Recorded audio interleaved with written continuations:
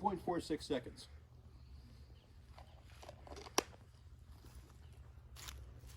Hello again, I'm David Hosey from Hosey Consulting and Training. Today we're going to talk about shooting from the sitting position, actually really fighting from the sitting position is what we're talking about.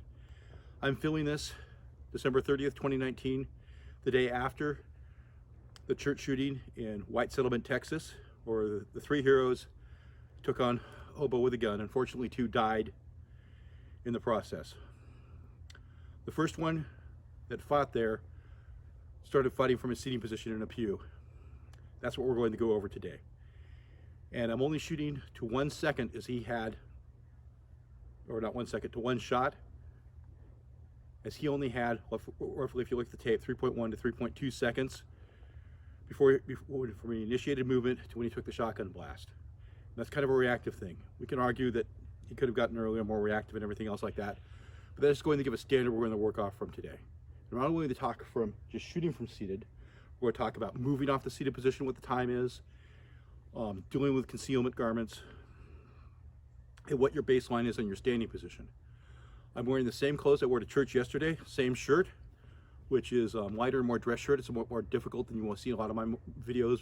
It can get in the way of my draw, so we'll talk about how different clothes can change your draw, how footwork even goes into shooting from the seating position, and really getting that time on target from how this works. We're going to start here from 5 yards, which is almost more generous than what a bit further than what they did yesterday, and we'll work from here. So again, you sit lots of places, and working from the seated position is an important fighting thing, as we saw yesterday, and it's not something that's practiced as much. I'm going to get a baseline of what my time is from the standing position, so we can compare it to others. We'll do seated to standing here, and then we'll work into movement. Seated to standing is what worked yesterday, and unfortunately, the hero there gave his life doing that. I'm not putting anything bad on him, but there can be lessons learned from success or failure, and that's what I'm trying to do today. All honor and glory to the guys that fought there and protected their fellow human beings in that church. So without further ado, I'm going to go do my baseline for standing here.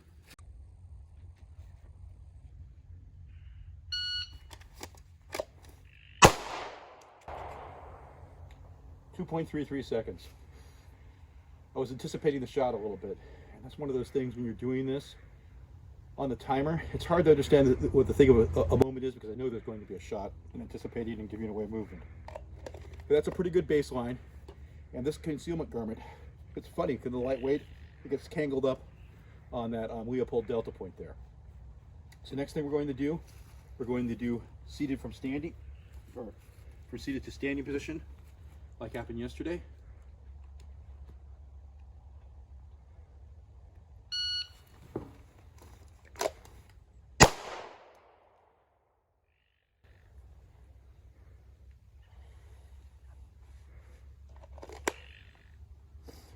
.1 seconds.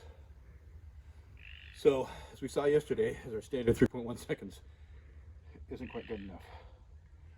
That's if you're staying still and being a regular stationary target. I'm now going to incorporate movement with this, with dynamic takeoff, right or left. Okay, now we're going to talk about movement. If you watch my video on the draw, everything starts with the feet. All good fighting arts start with footwork.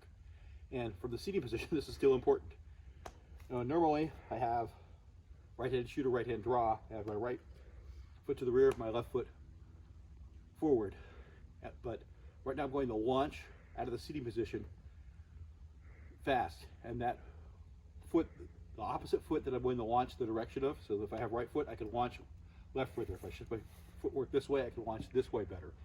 It just gets it more under my body, gives me more leverage. If I'm trying to launch out here, I've got to push forward and everything else. I want to launch straight off the seat, if that makes sense. Not have to lean forward too much with it. I'm going to lean forward a little bit, but I want to get the most leverage I can from my feet. So if I'm going right, left foot to the rear. If I'm going left, right foot to the rear. That makes sense? Okay. So I'm going to go, obviously, right foot to the rear, going left first. We'll work on time. Remember, 3.1 seconds is what we're trying to work on. But this movement may give you extra time. That's the point of the movement.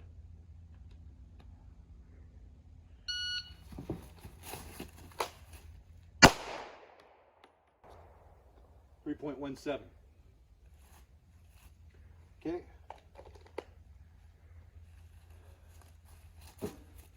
Now reverse that and go right. My left foot is back.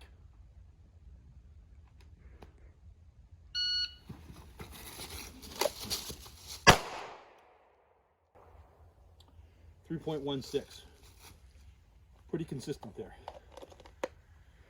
By the way, my camera girl, my lovely daughter, is still out of the field of view if you see this rather close. And doing this from a safe location. Got a new iPhone 7 and the wide angle makes it a little bit better with the cameras. As you can see there, it adds a little bit more to it. If you can work a little bit better, I'm still fighting that covering garment with this. And that really matters with the clothes you're actually wearing. If I had a light t-shirt, this would be completely different. If I the heavier Carhartts that I normally wear are actually a little easier to clear than this. I can pull them up and they'll stay out of the way. If I had it just overhanging like a coat, or it's completely out of the way and we're practicing this way with open carry, or I'm cheating and have my gun completely open like this, if you can see that, you're really cheating yourself on this. You need to practice this from the position you're going to use with a chair. You need to practice right or left, not just one, because you don't know what terrain is going to do. It could be a loved one or a wall to the side or other people. You don't know what direction you're going to go. With this, all that's going to vary in the scenario, or you may just be stuck where you're at and have to draw from the seated position and shoot there. The less complicated you is, if you saw at the beginning, the quicker it is. I can do 2.5 seconds. Thereabout, standing, as maybe a 1/4 second sitting, still sub 3 seconds. Standing and doing it in any position, I'm still going to be 3.1-ish. That left or right movement gives me 10 feet displacement that they've got to follow me with their muzzle. It gets me on a touch more even playing field.